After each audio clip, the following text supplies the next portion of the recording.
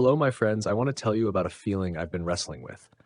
It's a feeling of disconnect, of looking at our world with all its gleaming technology, its promises of progress and security, and seeing a profound emptiness, a fragility.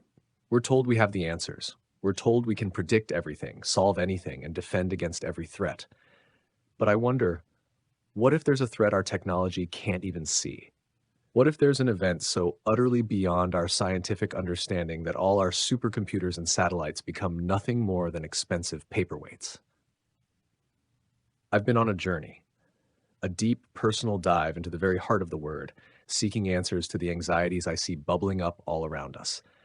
I've been rereading the book of Revelation, and honestly, the more I dig, the more my heart pounds in my chest.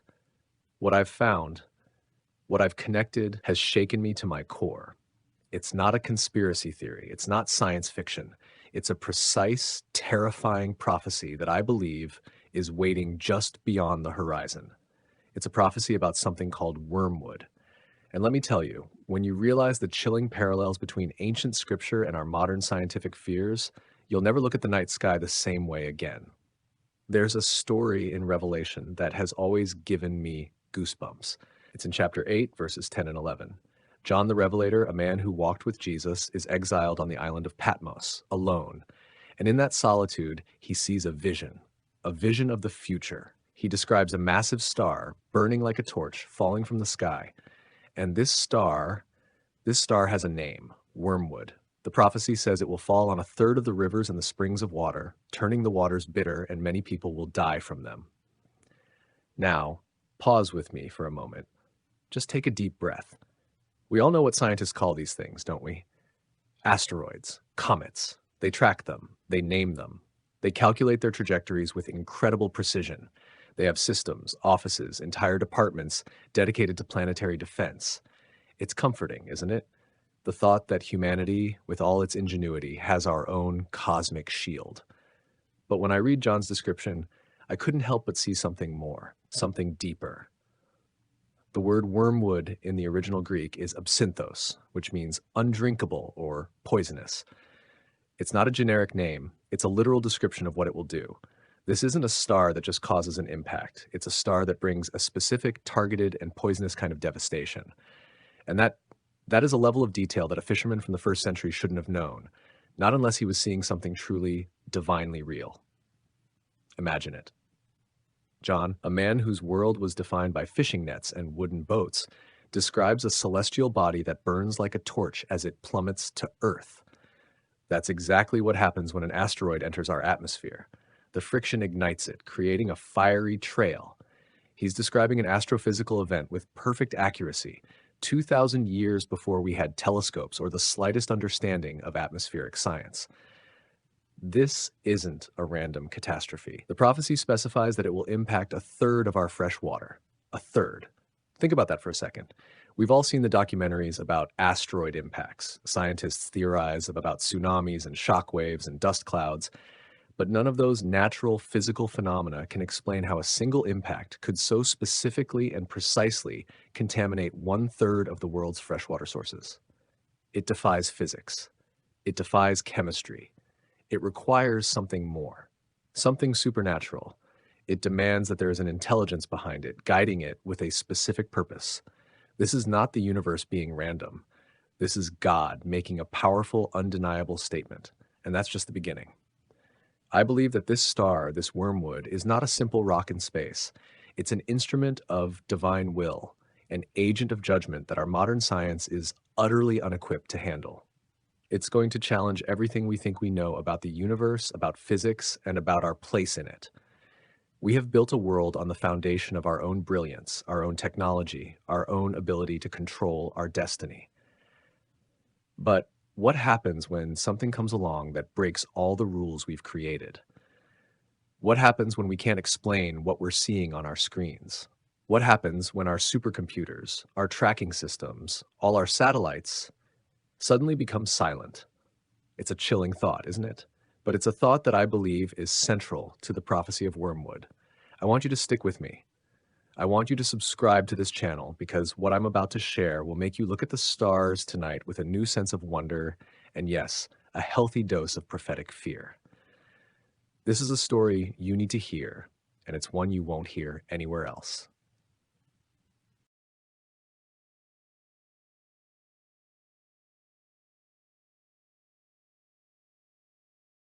You know, the more I dug into this, the more my mind kept circling back to a single question. What makes Wormwood so unstoppable? Our modern world, for all its might, is a paradox. We are simultaneously more powerful and more fragile than any generation before us. We're wrapped in a web of technology, from the GPS in our cars to the phones in our pockets and the smart grids that power our homes. We have put our complete faith in this fragile, interconnected system. But what if the very thing we rely on for protection is also our greatest weakness? I was reading through some of the prophecies again, and I came across something that sent a shiver down my spine. It's not just about a rock hitting the earth, it's about a cosmic event that will fundamentally break our world. The Bible describes signs in the heavens, a great shaking, a collapse of the very sky itself. In Revelation 6, it talks about the heavens receding like a scroll being rolled up. That's a perfect description for an atmospheric or electromagnetic collapse, isn't it? Our satellites, our communication signals, our GPS, they all depend on a stable electromagnetic field.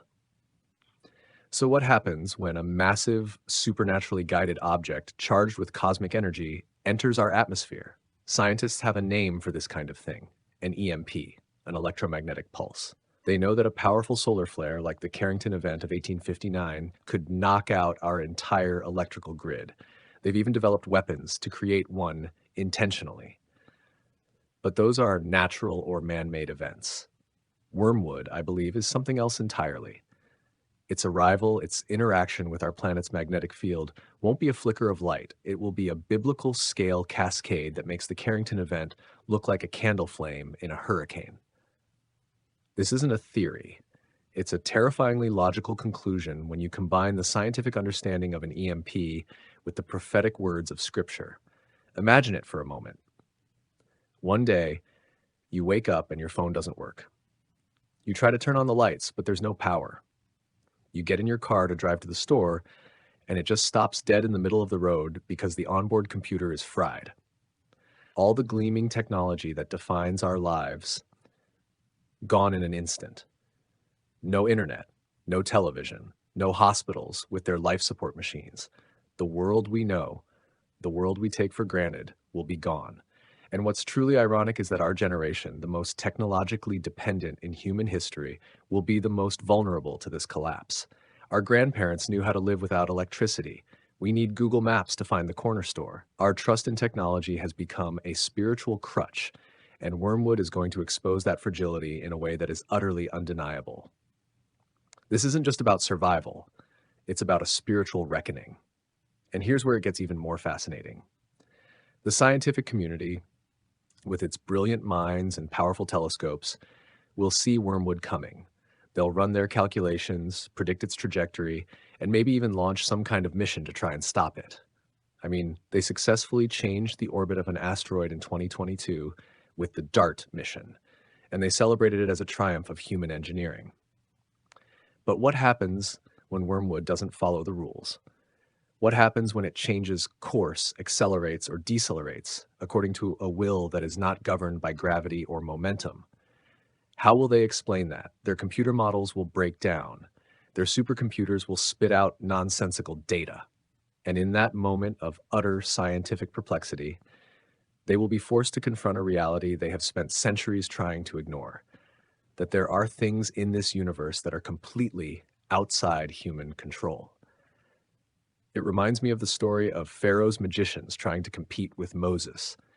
They could replicate some of the plagues with their tricks and sorcery, but there came a point where they had to stop and say, "This is the finger of God. This is the finger of God." That's what the scientists will have to say when Wormwood, a celestial body, defies every law of physics they hold sacred. It will be a direct, unmistakable act of God, a sign in the heavens so dramatic and so powerful that it will force the world to look up, to see that there is an authority higher than all their intellect and technology combined. And that's the beautiful, terrifying truth of it all.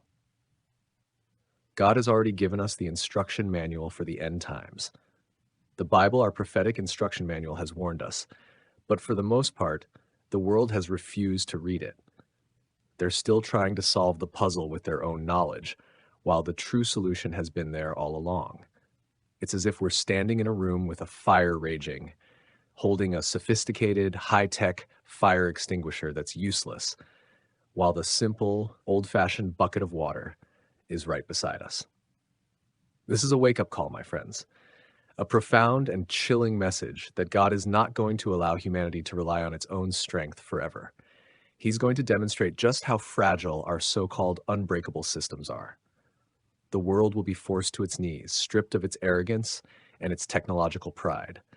And in that moment of absolute chaos and darkness, a choice will be presented to every single person: to put their faith in a broken, useless world, or to turn to the one true source of hope and salvation. The collapse of technology is not an accident. It's a necessary prelude to something much, much bigger. What happens after the lights go out? What happens when communication breaks down and society descends into a state of primitive survival? What will we drink when a third of the world's fresh water is poisoned? Oh, my friends, you need to stay with me on this journey. You need to subscribe and hit that notification bell, because the next part of this story will reveal how all of these terrifying events, the EMP, the poisoned waters, and the ultimate judgment, are all leading to a single, inescapable conclusion. We are living on the cusp of an unprecedented time, and what happens next will change everything.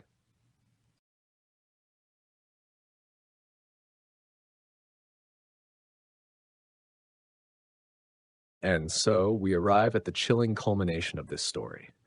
We've talked about the impossible star, Wormwood, and the chilling detail of its name. We've explored the terrifyingly logical collapse of our technology through a cosmic EMP. But we're left with a single crucial question that bridges these two events. What happens after the lights go out and the waters turn bitter? This isn't just about an asteroid impact or a technological failure. It's about a divine act of judgment, a final warning delivered in a language that our modern materialistic world can no longer ignore. Remember that a third of the rivers and springs of water will be turned bitter, so bitter that many will die. Think about the implications of that prophetic detail. It's not just a physical phenomenon, it's a spiritual one. For millennia, humanity has been poisoning our own planet. We've poured industrial waste into our rivers, pumped chemicals into our soil, and filled our oceans with plastic. We have taken the very gift of clean water, a sacred necessity, and treated it with careless contempt. It's as if we've been unconsciously preparing the stage for this very moment, setting ourselves up for a final, literal contamination that we have no way to stop. Wormwood's arrival isn't a random event. It's a cosmic mirror, reflecting our own destructive choices back at us, but on a scale so grand, so devastating that it will be impossible to deny its source. Now, I want you to consider this from a deeply spiritual perspective. In the Old Testament, the prophets repeatedly warned of a time when God would make his people eat bitter food and drink poisoned water. Jeremiah, nearly 2,600 years ago, prophesied this very connection between bitterness and death, long before anyone understood chemical contamination. Isaiah spoke of a star falling from heaven, not just as a physical object, but as a symbol of divine power cast down to the earth.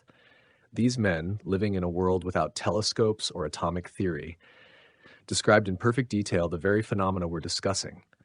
How could they have known? The only possible answer, the only conclusion that makes sense, is that they weren't speculating. They were reporting. They were witnesses to a future that God had already revealed to them. This wasn't some theological poetry. This was a direct, accurate account of future events, a divine news report from thousands of years ago. They saw with their own eyes a cosmic event that would defy all human explanation and bring the world to its knees. They saw the mountains writhe, the oceans roar, and the sun and moon stand still, a perfect description of the immense gravitational and atmospheric upheaval we would expect from such an event. They knew the details, the specific, terrifying details, because they were being given a glimpse into God's timeline, a timeline that transcends our space and time. So where does that leave us? With all our technology, all our knowledge, all our planetary defense systems that we've placed our hope in, they will be rendered completely useless. Our advanced systems will be just pieces of metal. Our digital lives, a distant memory. Our reliance on science will be a liability, and our belief in our own strength will be our downfall. And in that terrifying moment of darkness and despair, when the world has been humbled by a force it cannot comprehend, we will finally be forced to look to the only thing that truly matters. Wormwood is coming, my friends. And it's not a punishment for the sake of punishment. It's a profound act of grace, a final, unequivocal call to wake up. God, in his infinite mercy, is going to strip away all the distractions, all the false idols of technology and human pride, and force us to confront the undeniable reality of his power. It will be a time of great tribulation, as the prophets foretold. But for those who have put their faith not in the systems of this world, but in the enduring promise of Jesus Christ, it will also be a time of truth and ultimate redemption. So as you watch the news, as you hear about the next scientific breakthrough or the next world crisis, I want you to remember this. Remember the ancient words that perfectly describe our modern fears. Remember the paradox of a tech-dependent world brought to its knees. And remember that while the world may be in anguish and perplexity, those who have found their faith in the Lord will find their hope. The story of Wormwood is not meant to scare us into submission, but to awaken us to the majesty and sovereignty of a God who holds all things in his hands. And that, my friends, is a faith that no technology can ever take away.